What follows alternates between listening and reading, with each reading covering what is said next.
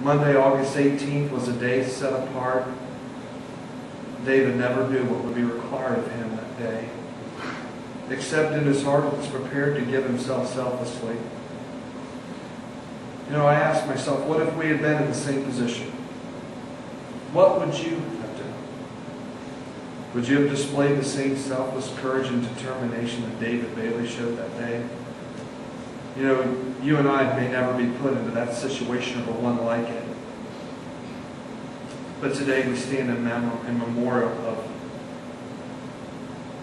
what is described as true selflessness, character, honor, courage, love, and giving. And may we take from this man's life qualities and attributes to strengthen our lives. Everyone in here has probably thought about what took place many times over. Maybe some of you are trying to reconstruct. I know there's some law enforcement officers here who may think, well, this probably should have been done, or this should have been done, or hindsight is always what? 20/20. But I do know this, that there was a young man, 31 years of age, named David Bailey, who saw something that was tragic and wrong and did what he thought was best to make right a situation or to help in the situation. And little did he know that in giving of himself it would cost him his life. Little did he know that in doing right and trying to be of assistance and of help, that he would lay down his own life. But you know what? There's no greater joy in any individual's life is that someone be known for their courage and their bravery and their love and their selflessness. Because anything could have taken place in that situation. It could have been the fact that, well, that's not my problem. I'll just mind my own business. Could have been the attitude. Well, I think I'll go this way down this street. No, he was focused on trying to make something right. And today, we're here in large part because of that. Now, some of you may say, I can't possibly understand why God would allow that. That's a good question. David, in Psalm 18, expressed some words, and King David in the Old Testament knew what it was like to lose sons. He had one that died not long after he was born, and then his son Absalom was killed in battle. And David knew what it was like to lose his son, a loved one. And he said these words, "As for God, His way is perfect. I don't completely understand why this had to happen, but God, make me a better person through this. Strengthen me." And I want to encourage you today, if there's anger and resentment, bitterness maybe, turn that into what He would have wanted you to have. He would want you to live a strong life. He would want you to live a dedicated life, a loving life, an enthusiastic, energetic life. He would want you to have that mindset of selflessness and giving and love. And I would encourage you to do that today. I know that he has 2 children. It was very difficult for me yesterday as you talked about your daughter and his son Tristan. The children need to realize that their father lives in their hearts and in their memories, and that's something that can be pulled up any time. Now I want to encourage you to help your daughter with that. Help Tristan with that. Stacy, every thought and memory of David will be captivated in your heart forever. And there's going to be so many things around you every day that will remind you of him. And I know that you sorrow now. And I know that you grieve now, rightly so. But as the weeks and the months ahead come, and the reality sets in that his life here is over, may the simple things in life bring back the fond memories you have with him.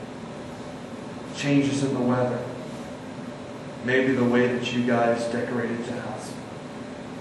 Maybe some things that he used to do that were special to you will be memories. Mom, your son whom you brought into this world in pain and labor that turned into unconditional love and joy. He's still your baby boy. And those memories that you have forever. The times when he tried your patience. But the times when he hugged your neck will be the ones that you'll cherish forever. Dad, your son, your flesh and blood, the boy you watched to grow into a man. It's something you can be so proud of.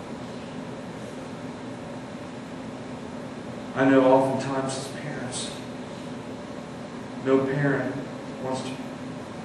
wants to see a child go before they go. But may his life strengthen you. May God strengthen you this day. Ryan and Christina, your siblings, your brother, all the laughter and the orneriness, the love and the sorrow, the memories. Hang on to those. Grandma,